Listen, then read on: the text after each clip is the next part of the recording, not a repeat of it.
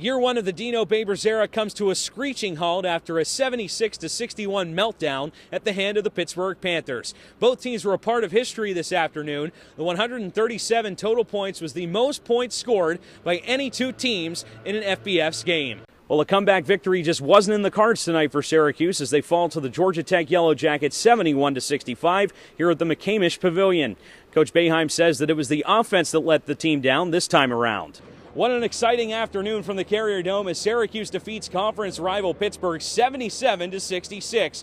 4 Syracuse players were in double-digit scoring after the game, including John Gillen, who had himself a double-double. Well, it wasn't pretty, but Syracuse pulled off the 28-20 victory over the Boston College Eagles this afternoon in a dogfight. Well, we start with men's basketball in the Steel City, where the Orange took on the Pitt Panthers. Coming into the contest, new head coach Kevin Stallings had lost 8 of the last 9 games, while SU had won 5 straight games. Oh, coming into the new hockey season, the Syracuse women's ice hockey team is projected to win the conference. Being ranked that high can be a lot of pressure for a team. Brianna is with beat reporter Luke McGrath for more on the start. What a victory it was for Syracuse and the Orange. They complete the upset of 17th ranked Virginia Tech 31-17. Coming up on OPP, we'll have full coverage of the game, including post-game sound, highlights, and reaction from our analyst. It's Orange Press Pass, and it starts right now. A brand new lacrosse season here in Central New York, and the SU men's team was ready to get back on the journey to postseason play. No more Dylan Donahue or Tim Barber, but the Orange still packs a strong lineup led by Jordan Evans and Nick Mariano. Just like last season, Syracuse hosted Siena in the Dome for the season opener on Saturday. Let's take a look and see how the new-look Orange fared in its first bit of action for the year.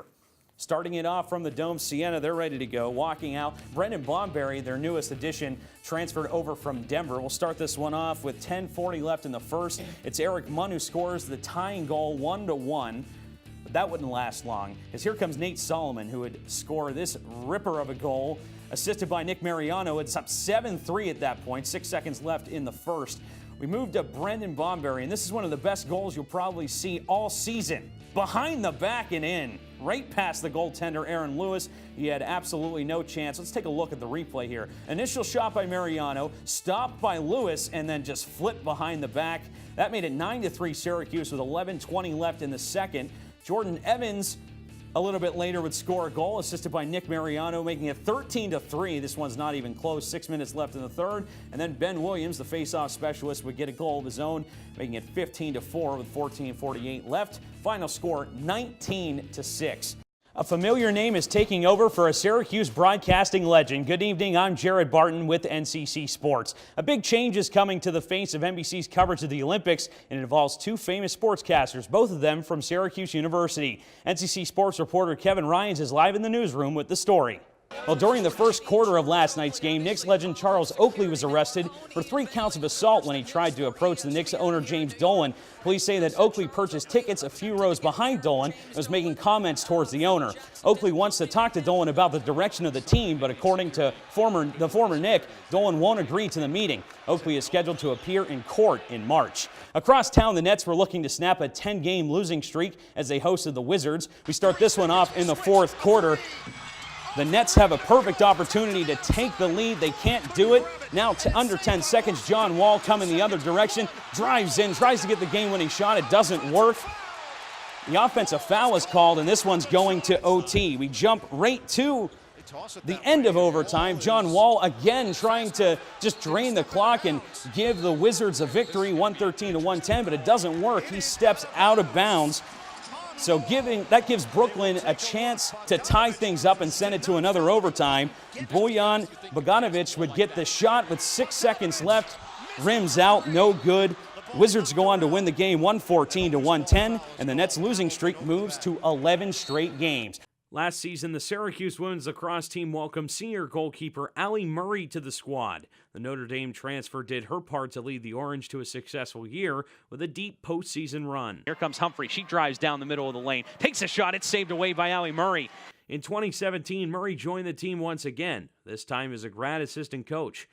As she finishes her grad degree in childhood and family studies, head coach Gary Gate welcomed her back to help the program. Getting the opportunity to play for Gary and Reggie is just, been an unbelievable experience. They definitely make lacrosse its own brand and its own unique environment. So I've just been lucky to be a part of the Syracuse family for sure. Murray is settling into her new role quite nicely as she assists the current goalies on the roster. It's really cool to be able to fix all the things that I wish I could have fixed about myself and try to help the other goalies, fix those similar, mistakes and goals you let up.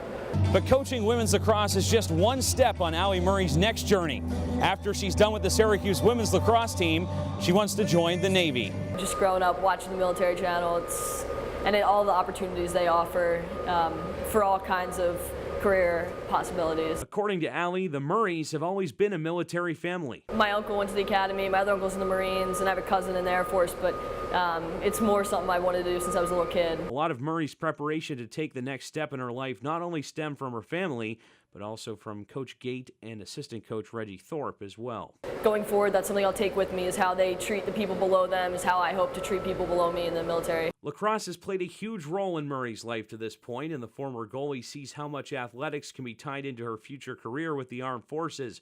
From people skills to time management to working as a team is critical. I think there's a lot of similarities between sports and the military, and I'm excited to have that same team family aspect moving forward.